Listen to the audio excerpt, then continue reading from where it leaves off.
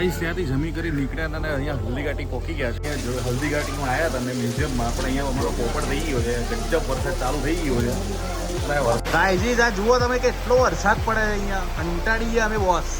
1.5 કલાક 2 કલાક થઈ ગયા. અમારા 1.5 2 કલાક થઈ ગયા બેઠા છીએ અમે.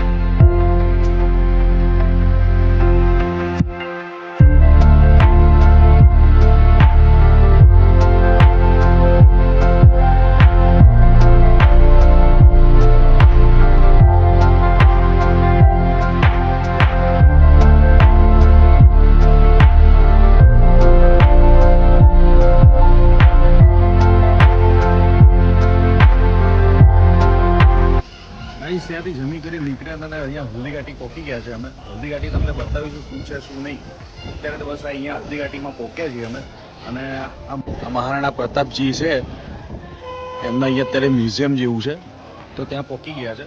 અને મ્યુઝિયમ જોઈને તમને બતાવીશું શું છે શું નહીં. અહીંયા ખાલી બસ વર્કની શરૂઆત કરી દીધી છે. અને ત્યાં જો રામચંદ્ર ઊભો છે બરાબર. બધી પબ્લિક આવી ગઈ છે. બસ શરૂઆત કરી દીધી અને સ્ટાર્ટ કરી દીધી આજનો બ્લોગ. અને બતાવીએ શું છે શું નહીં. હલ્દીઘાટી મૂકી તો ગાઈ જમી આવી ગયા છે હલ્દીઘાટીના અંદર. અને આ જુઓ અત્યારે કેટલી આ બધી છે બધા કેટલા છે આમની બધી મહારાણા પ્રતાપ કેટલું મસ્ત છે. બસ આ અંદર બહુ મસ્ત.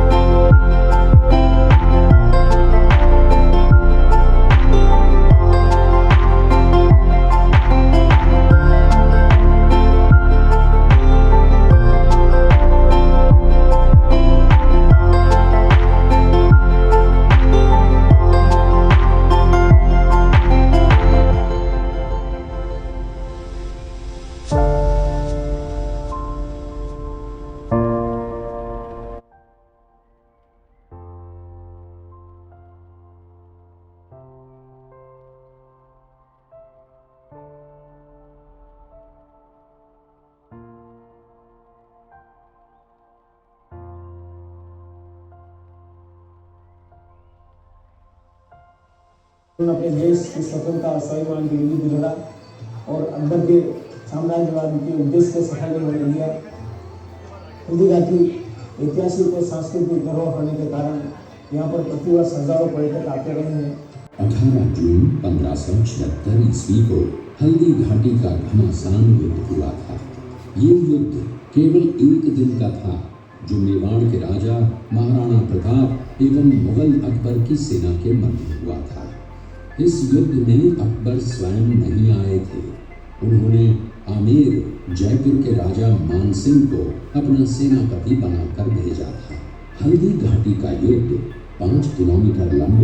ગાઈસ જુઓ તો અમે અત્યારે થિયેટરમાં આવી ગયા છીએ અંદર અને આગે એક ફિલ્મ બતાવાય છે અત્યારે, તો ફિલ્મ જોવાના છીએ અમે અત્યારે. તો જુઓ. आक्रमण किया तो मेवाड़ के प्रमुख सरदारों और सेना नायकों के आग्रह पर महाराणा उदय सिंह ने चित्तौड़गढ़ छोड़ दिया। अपने देश, कुल, गौरव और मातृभूमि की मर्यादा के लिए प्राण न्योछावर करने वाले योद्धाओं और ललनाओं से प्रताप ने न केवल सीख ली बल्कि ये घटना उनके जीवन का आधार बन गई। તો ગાઈસ અહીંયા મહારાણા પ્રતાપનું અહીંયા હલ્દી ઘાટીમાં આવ્યા હતા અમે મ્યુઝિયમમાં, પણ અહીંયા અમારો પોપટ થઈ ગયો છે. ગજબ વરસાદ ચાલુ થઈ ગયો છે અને વરસાદથી ફુરસત જ નથી. બોલો વરસાદ કેમનો પડી રહ્યા છે, કલાકથી બેસી રહ્યા છે. પણ આ જુઓ તમે વરસાદ કેટલો પડે જુઓ તમે ખાલી. ક્યારના વેટ કરીએ છીએ બંધ થાય તો અમે આગળ જઈએ તો પણ ખબર નહીં ક્યાં નહીં જ વરસાદ પડે છે, બંધ જ નથી થતો. તો બંધ થાય તો કંઈક પ્લાનિંગ કરીએ કે શું કરવું આગળ. બાકી બધા અહીંયા બેઠા છે. જુઓ રામચંદ્ર અહીંયા બેઠો છે, જુઓ પબ્લિક ક્યારના બેઠા છે. વરસાદ બંધ થાય તો ખબર પડે શું થાય. ક્યારનો વરસાદ ચાલુ થઈ ગયો છે. વરસાદ થાય તો તમને કંઈક બતાવું. ગાઈસ તો હવે જવું પડશે અહીંયા, કારણ કે વરસાદ ઊભો રહેતો નથી અને ગજબ અહીંયા વરસાદ પડે છે. અહીંયાથી હવે રજા લઈશું અમે, કારણ કે અહીંયાથી મને નહીં લાગતો હોય કંઈ કરવા દે. વરસાદ બહુ ગજબ પડી રહ્યો છે, હેરાન થઈ ગયા અમે બધા. કલાક 1.5 કલાક ઊભા રહ્યા તો પણ વરસાદ ના ઊભો રહ્યો. ત્યાં છેવટે હવે જવું પડશે. પબ્લિક બધી જો આવે છે ને બધી જાય જ છે. પબ્લિક જો બધી જવા માંડી પબ્લિક હવે, કારણ કે કંટાળી વરસાદથી. ઊભા રહીને વેટ કર્યો જોઈએ તો વરસાદ સતત ચાલુ છે. એટલે હવે રજા લઈએ તમારે.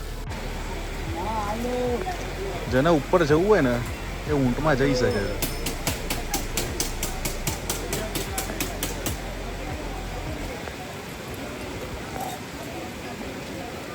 અને ઘોડામાં જવું એ ઘોડા ઉપર જઈ શકે છે.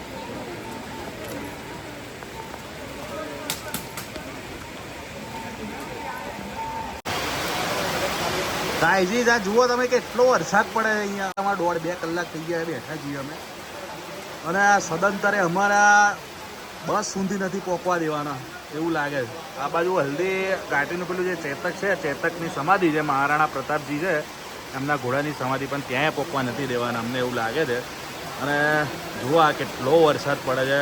કંટાળી ગયા બહુ જ. અમારી ટ્રીપની આખી હમણાં પેલી કરી નાખવાના છે એવું લાગે છે.